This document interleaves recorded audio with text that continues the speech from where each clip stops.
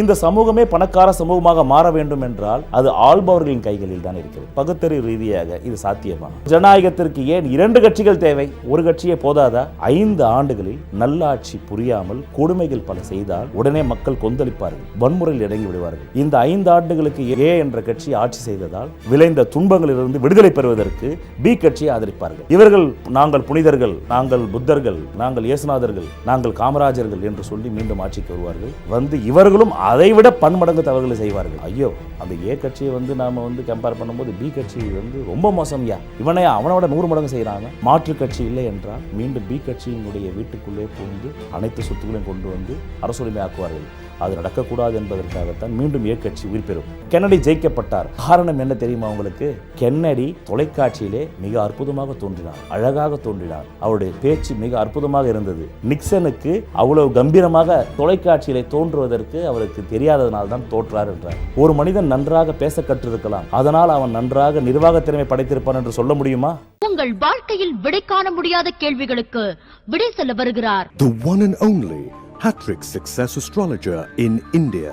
ஜோதிட சத்குருஜி மெஹரு தன் சுய ஜாதகத்தின் மூலம் விழிப்புணர்வு பெற்ற ஒரு மறைபொருள் ஞானி. எல்லோரும் பணக்காரர்களாக வேண்டும், இந்த சமூகமே பணக்கார சமூகமாக மாற வேண்டும். அதற்கு ஜோதிட ரீதியாக என்ன வழி இருக்கிறது? இன்றைக்கு நாட்டில் நடக்கும் பிரச்சனைகளுக்கு உரிய கேள்வி. உண்மையிலேயே ஒரு சமூகம் பணக்கார சமூகமாக மாற வேண்டும். அப்பொழுதுதான் அந்த சமூகம் ஆடலுடனும் பாடலுடனும் கவித்துவத்துடனும் ஆனந்தத்துடனும் மகிழ்ச்சியுடனும் வாழ முடியும். மார்ட்டின் லூதர் கிங் சொன்னது போல், இந்த சமூகத்தில் விளைந்துள்ள அனைத்து கொடுமைகளுக்கும் தீயவர்கள் காரணம் அல்ல, மாறாக அது நல்லவர்கள் சாதிக்கும் மௌனம்தான். அதாவது நாம் இன்றைக்கு ஒரு மிக இக்கட்டான சூழ்நிலையில் சிக்கிக் கொண்டிருக்கிறோம். அது என்னவென்றால், ஆன்ம பலத்திற்கும் பணபலத்திற்கும் இடையே நடக்கும் ஒரு போட்டி. டார்வின் சொன்னார், சர்வைவல் ஆஃப் தி ஃபிட்டஸ்ட். அதாவது ஒரு மானை ஒரு சிங்கமோ புலியோ வேட்டையாடும். தன்னிலும் பலம் வாய்ந்த ஒரு மிருகம் தன்னிலும் பலம் குறைந்த ஒரு மிருகத்தை வேட்டையாடி தின்னும். இது மிருகங்களுக்கு பொருத்தமானது, டார்வின் தியரி. ஆனால் இன்றைக்கு மனிதனுக்கு அதுதான் நடந்து கொண்டிருக்கிறது. ஆக மனிதனை யாருமே ஒரு உருவமாக, ஒரு உயிராக நினைப்பதே இல்லை. நீ தாழ்ந்தவன், நீ சக்தியற்றவன்.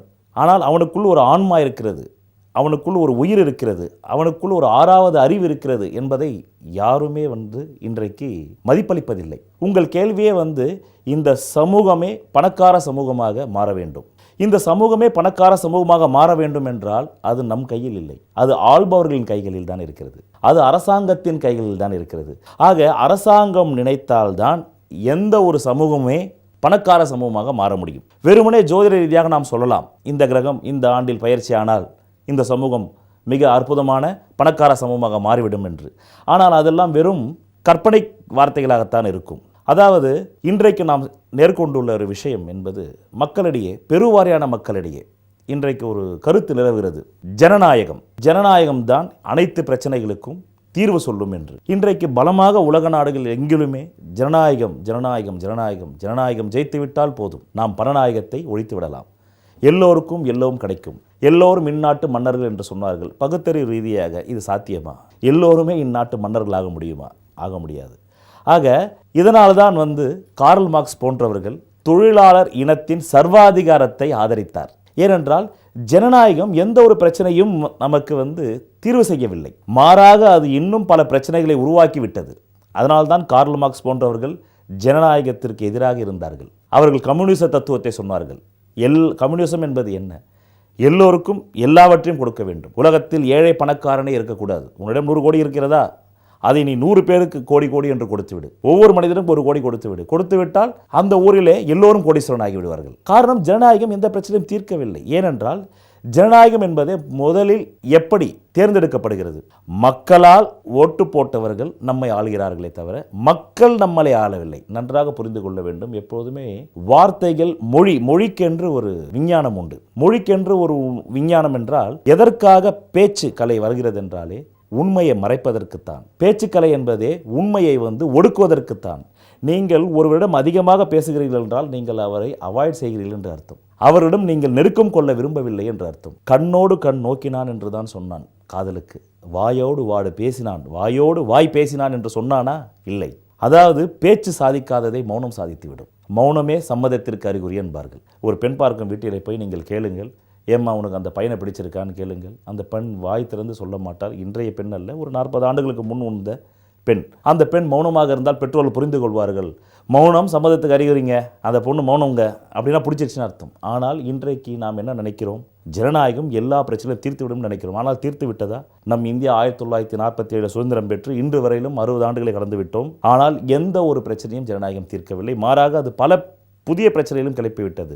அதற்கு என்ன காரணம் என்றால், இங்கு மக்களால் ஓட்டு போட்டவர்கள் நம்மளை ஆள்கிறார்களே தவிர மக்கள் நம்மளை ஆளவில்லை. சரி, மக்களுக்கு ஓட்டு போடுவதற்கு ஜனநாயகம் என்பதை என்ன யாருக்காவது தெரியுமா? ஜனநாயகம் என்பது என்ன என்று யாருக்காவது தெரியுமா? தெரியாது. ஏன் ஜனநாயகத்திற்கு 2 கட்சிகள் தேவை? அதுவும் ஜனநாயகத்திற்கு ஏன் 5 ஆண்டுகளுக்கு ஒரு முறை தேர்தல் தேவை?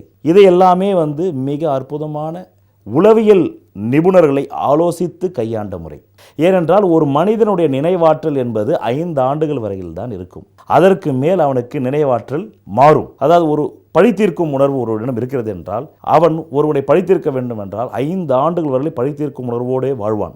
5ஆவது ஆண்டு சென்ற பிறகு அவனை சரி போப்பா, அதெல்லாம் நான் மறந்து ரொம்ப நாள் ஆச்சுப்பா, பரவாயில்ல, யார் தான் தப்பு பண்ணல, எல்லாம் தான் தப்பு பண்ணுறான், இவன் மன்னிக்கிறது தான் ஏன் மனுஷத்து இயல்பு, தப்பு பண்ணுறவிட மன்னிக்கணும், ஏன் நம்ம மிருகமா போய் வேட்டையாடுறதுக்கு அப்படின்னுவான். அதனால்தான் இதை உளவியல் நிபுணர்களிடம் கேட்டுத்தான் உருவாக்கிறார்கள் அரசியல்வாதிகள். ஆக இது ஒரு போலியான ஒரு மேஜிஷியன், ஒரு மாய மான் போன்றது தான் ஜனநாயகம் என்ற வார்த்தை. ஆக ஜனநாயகத்திற்கு எப்பொழுதுமே 5 ஆண்டுகளுக்கு ஒரு முறை தேர்வு. ஏனென்றால் மக்களுக்கு 5 ஆண்டு வரையில் தான் நினைவாற்றல் இருக்கிறது. அதே போல் ஜனநாயகத்திற்கு ஏன் 2 கட்சிகள் தேவை? ஒரு கட்சியே போதாதா? நல்ல ஆட்சியை தரும் என்றால் அந்த ஒரு கட்சியை 100 வருடம் ஆண்டு விட்டு போகட்டுமே. எதற்கு இன்றைக்கு 2000 கட்சிகள் இருக்கிறது?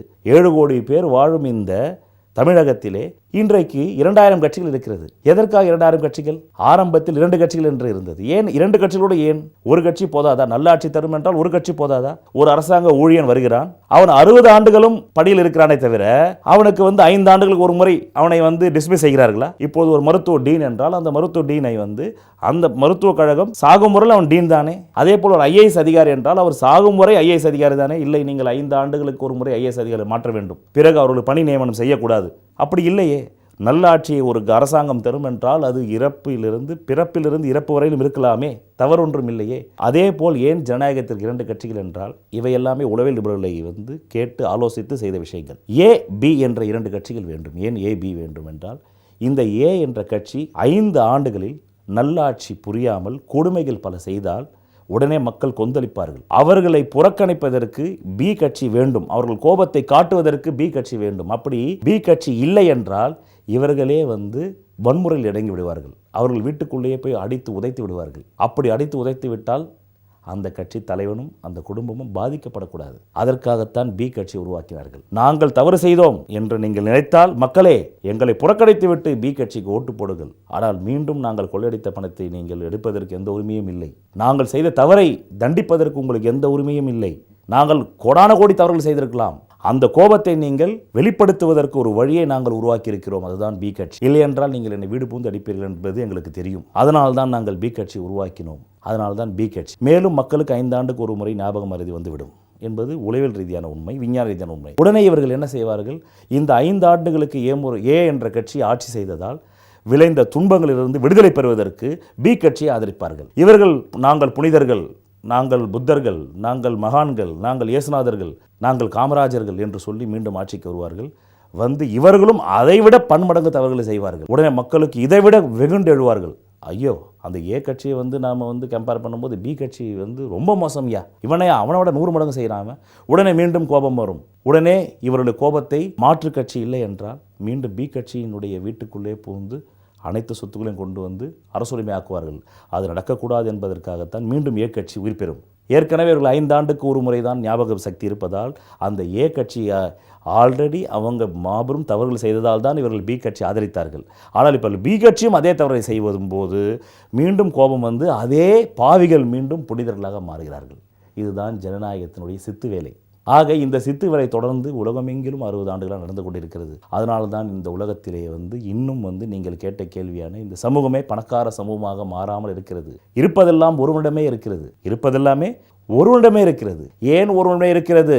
நீங்கள் கேட்ட கேள்வி ஜோதிட ரீதியான வழி செய்யக்கூடிய கேள்வியாக இருந்தால் கூட, ஆனால் ஜோதிடம் சட்டத்தை இயக்குவது இல்லையே, ஜோதிடர்கள் சட்டத்தை இயக்குவது இல்லையே. அந்த ஜோதிடன் கூட சட்டத்தை இயக்க வேண்டும் என்றால் அவன் மக்களால் ஓட்டு போட்டு தேர்ந்தெடுக்கப்பட வேண்டும். அப்படி மக்களால் ஓட்டு போட்டு தேர்ந்தெடுப்பதற்கு மக்களுக்கு அறிவு இருக்க வேண்டும்.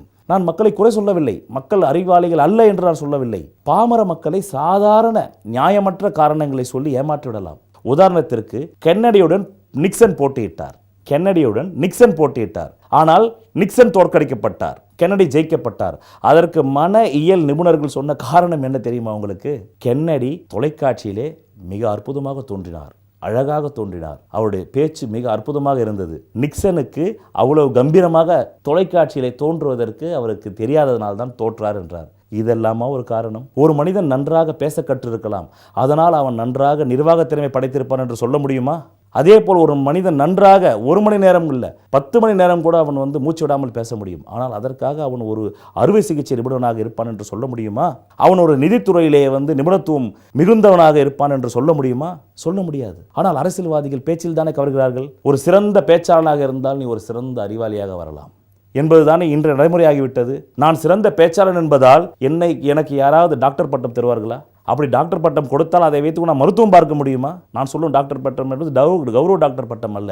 You are a medical practitioner, you can go and captain clinic என்று சொல்ல முடியுமா? ஒரு நல்ல பேச்சாளர் அழைத்தையப்பா, நீ நல்லா பேசுகிறப்பா, நீ இன்னும் போது அறுவை சிகிச்சை நிபுணரியா, நீ தான் நியூராலஜி, மண்டையை பொழந்து எல்லாரையும் குணப்படுத்தியான்னு சொல்ல முடியுமா? இல்லை நல்லா நீ பேசிட்டன்றதுக்காக உன்னை இந்த நாட்டின் ஜனாதிபதி ஆக்கிட முடியுமா?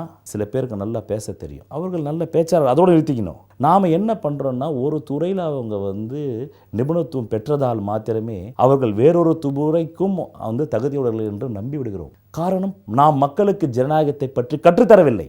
மக்கள் இனிமேல் குறையில்லை, எந்த ஒரு விஷயத்தையுமே கற்றுத்தரணும். இப்போ எடுத்த உடனே ஒரு மனுஷன் போய் டைரெக்டாக டாக்டர் ஆகிட முடியாது, இன்ஜினியர் ஆகிட முடியாது, ஏரோநாட்டிக்ஸ் ஆகிட முடியாது. அவன் பைலட் ஆகிட முடியுமா? பைலட் ஆகணும்னா ஏரோநாட்டிக்ஸ் படிக்கணும், அதுக்கு 3 ஆண்டுகள் பயிற்சி இருக்கிறது. அவன் வானத்தில் அவனுக்குன்னு ஏர்வேஸ் ரூல்ஸ் இருக்குது. எப்படி நாம் ரோட்டில் ஓட்டுறோமோ, ஒருத்தன் நல்லா கார் டிரைவிங் பண்ணுவான், சார் நல்லா கார் டிரைவிங் பண்ணுவான் சார், என்ன சார் நீங்கள் பேசுகிறீங்க, ஹெவி லைசன்ஸ் வச்சுருக்கான் சார், இன்னும் பயப்படுறீங்க, ஃப்ளைட்டை கொடுங்க சார் இவங்ககிட்ட சொன்னாக்கா சிரிக்க மாட்டீங்க.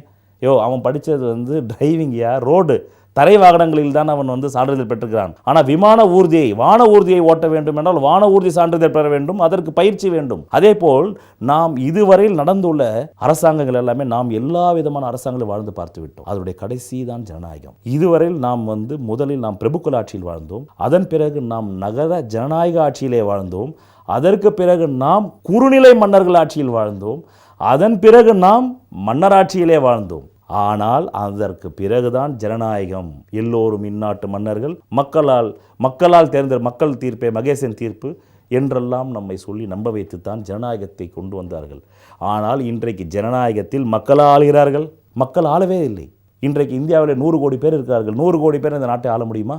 ஆள முடியாது. இந்த 100 கோடி பேரும் ஒரு மனிதனுக்கு அதிகாரம் தருகிறார்கள். அந்த ஒரு மனிதன் வல்லவனா நல்லவனா என்று பார்ப்பதை விட அவன் வல்லவனாகவும் இருக்க வேண்டும். ஒரு நல்லவன் வல்லவனாக இருக்கும்போது தான் அது அந்த துறைக்கும் பயன்பாடு, அந்த துறையின் மூலம் அந்த சமூகத்திற்கும் பயன்பாடு. ஏனென்றால் உங்கள் கேள்வி மிகவும் சிக்கலான கேள்வி. இந்த சமூகமே, நீங்கள் ஒரு மனிதன் பணக்காரனாக வேண்டும், நான் பணக்காரனாக வேண்டும் என்றால் என் ஜாதகம் போதும், என் எதிர் வீட்டுக்காரன் பணக்காரனாக வேண்டும் என்றால் அவன் ஜாதகம் போதும், என் பக்கத்து வீட்டுக்காரன் பணக்காரனாக வேண்டும் அவன் ஜாதகம் போதும். ஆனால் நீங்கள் கேட்பது என்ன? ஒட்டுமொத்த சமூகம். இன்றைக்கு இந்தியாவுடைய ஒட்டுமொத்த சமூகம் என்ன? 120 கோடி. உலக சமூகம் என்ன? 500 கோடி பேர். இந்த 500 கோடி பேரும் பணக்காரர்களாக வேண்டும் என்றால் என்ன வேண்டும்? மாற்றம் ஒன்றுதான் மாற்றம். அந்த மாற்றம் ஒன்றுதான் உலகத்தில் என்றைக்குமே மாற்றத்தை ஏற்படுத்தும். அப்படி நாம் ஏன் இதற்கு முன்பு பிரபுக்கள் ஆட்சியை நிராகரித்தோம்? அங்கே சர்வாதிகாரம் இருந்தது. ஒரே குடும்பத்தவர்கள் மக்களை ஆட்டி படைத்தார்கள், அவருடைய சுதந்திரங்கள் பறிக்கப்பட்டது, அவர்களுடைய பொருளாதாரம் கீழ்நோக்கியே இருந்தது, பிரபுக்கள் மட்டுமே மேல் நோக்கி இருந்தார்கள். இந்த நிலை இருக்கக்கூடாது என்பதுதான் பிரபுக்கள் ஆட்சியிலிருந்து நாம் ஜமீன்தார் ஆட்சிக்கு வந்தோம். ஜமீன்தாரா பெயர்கள் தான் மாற்றப்பட்டது, நன்றாக கவனிக்க வேண்டும். பிரபுக்கள், ஜமீன்தார், ஆக அதிகார வர்க்கம் தான் இரண்டுமே. அங்கிருந்து நாம் மீண்டும் குறுநிலை மன்னர்கள் வந்தோம். குறுநிலை மன்னன் என்பவன் யார்? ஒரு 10 தேசங்களை வைத்திருப்பவன். பெருநிலை மன்னன் என்பவன் யார்? ஒரு 100 தேசங்களை வைத்திருப்பவன். ஆக அங்கேயும் அதிகாரம் இருந்தது.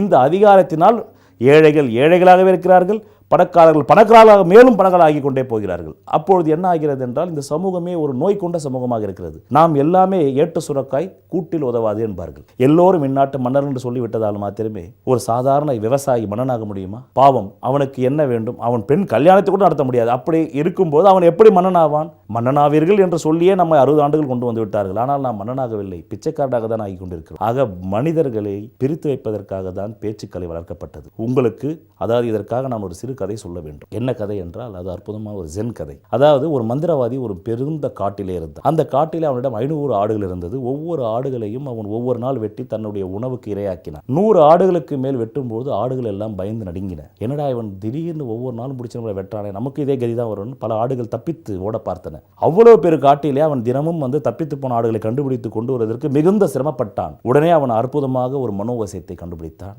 எல்லா ஆடுகளையும் ஒரு நாள் அவன் பிடித்து வந்து, இந்த பாருங்கள், ஆடுகள் தான் ஓடும், நீங்கள் ஆடுகள் அல்ல, நீங்கள் குதிரைகள், சிங்கங்கள், புலிகள், ஓநாய்கள், மனிதர்கள் என்று ஒவ்வொரு 30 ஆடுகளிடமும் ஒவ்வொரு கதையை சொன்னான். இந்த தொகுப்பு சிங்க தொகுப்பு, இது புலி தொகுப்பு. ஆக 400 ஆடுகளிலே 10 வகையை பிரித்து, நீங்கள் மனிதருடைய பலம் வாய்ந்தவர்கள், மேலும் நீங்கள் மனிதர்கள், என்னுடைய நண்பர்கள், நீங்கள் ஏன் ஓடுகிறீர்கள் என்று மனோவசியம் செய்து விட்ட பிறகு எந்த ஆடுமே அங்கு தப்பிப்பதற்கு முயற்சி கூட செய்வதில்லை. ஏனென்றால் எல்லா ஆடுமே நினைத்து கொண்டது, நம்முடைய அவனும் நானும் நண்பனையா, நானும் மனுஷன் அவனும் மனுஷன், மனுஷன் எப்படியா திம்பா, ஒரு ஆட்டதாயன் திம்பா. அதனால் தினமும் அது காடுகளுக்கு ஆள் உதவி இல்லாமலே அனுப்பப்பட்டது. அது மேய்ச்சலுக்கு போனது, பிறகு மீண்டும் வந்தது.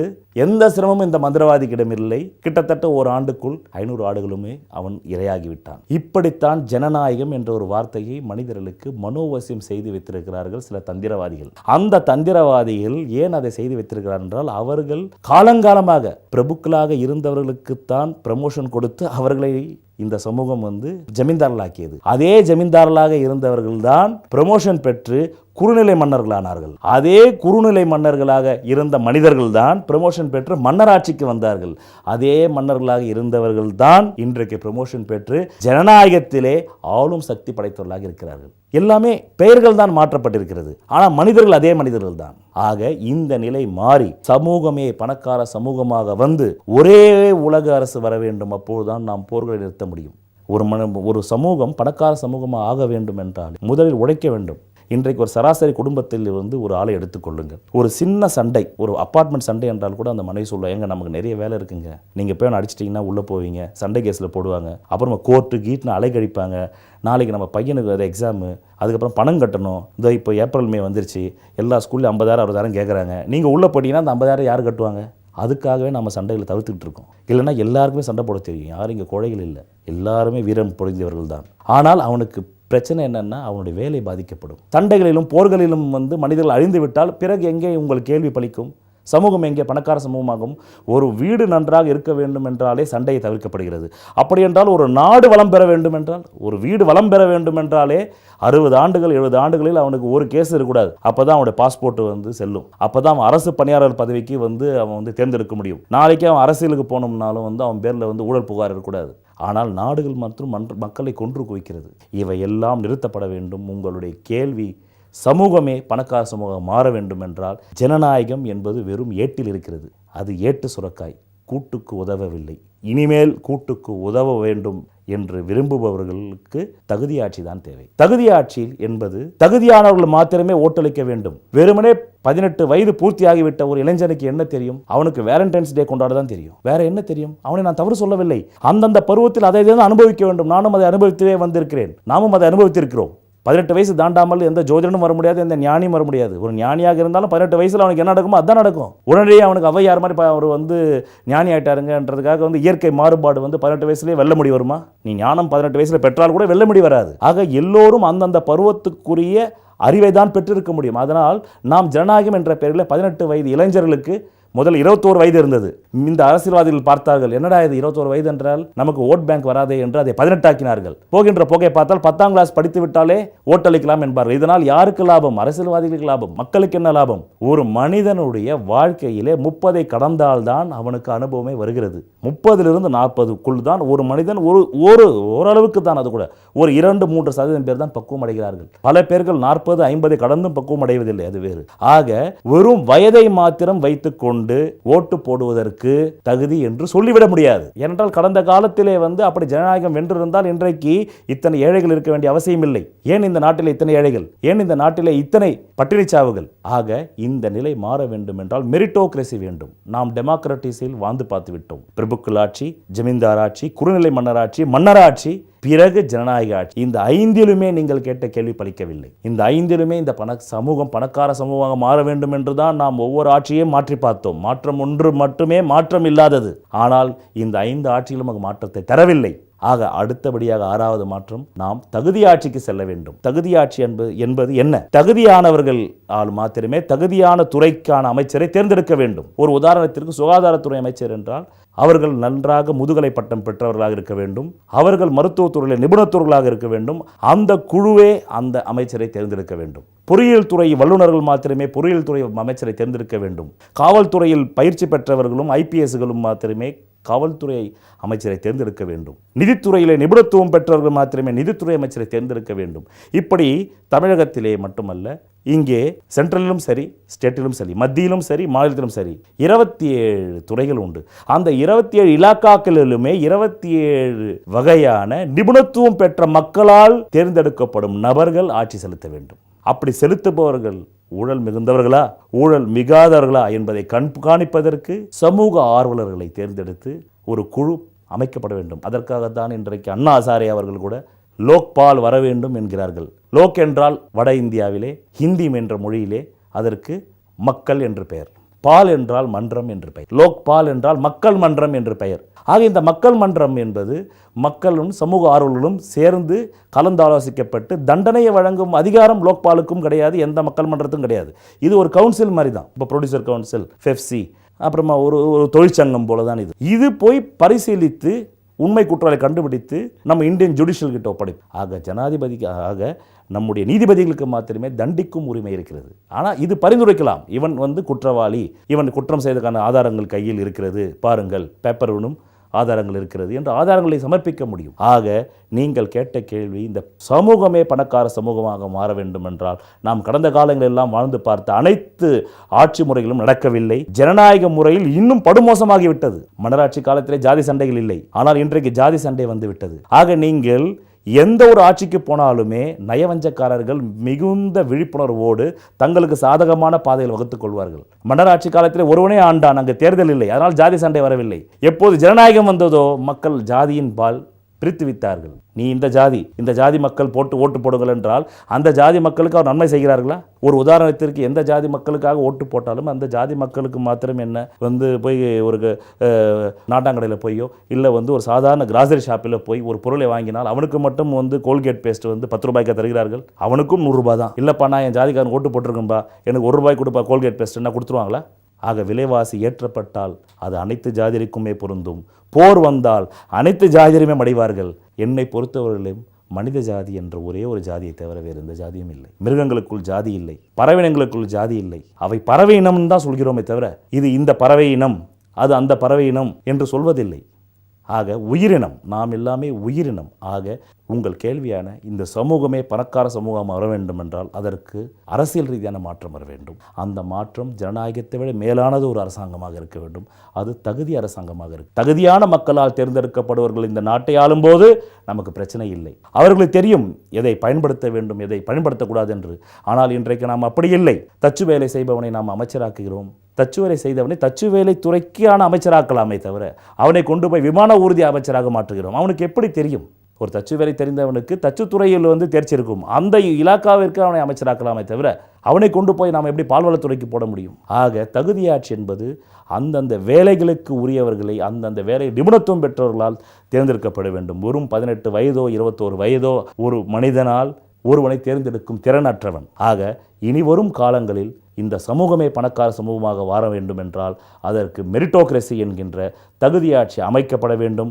அப்படி தகுதியாட்சி அமைக்கப்படும் போது இந்த உலகமே ஆடலும் பாடலும் சந்தோஷமும் நாட்டியமும் நடனமும் குதூகலத்தோடனும் அன்புடனும் கருணையுடனும் எல்லோரும் எல்லாவற்றையும் பெற்று இன்புருவமாக என்று இந்த சமூகம் இருக்கும். இதுதான் நீங்கள் கேட்ட கேள்விக்கான பதில். சொல்வதெல்லாம் பலிக்கும் அபூர்வ வாக்கு சக்தி பெற்றவர் மெஹ்ரு அவர்கள். உங்கள் வாழ்க்கையில் பணம், புகழ், பதவி, திருமணம், குழந்தை பேறு, உயர்கல்வி, வெளிநாட்டு யோகம், கலைத்துறையில் வெற்றி, அரசியலில் வெற்றி போன்ற இன்னும் எண்ணற்ற உங்கள் வாழ்வின் கேள்விகளுக்கு ஒரு மனிதன் அவன் ஜாதகத்தை எப்படி அறிந்து கொள்வது? கான்டாக்ட் ஜோதிட Sadguruji Mehru. Address Quality Complex, first floor, new number 45, wall number 12, Arunachalam Road, Saligramam, Chennai 93. Phone 0442376072. Contact 9952959962, 98409 57612. Website www.srimeheru.org.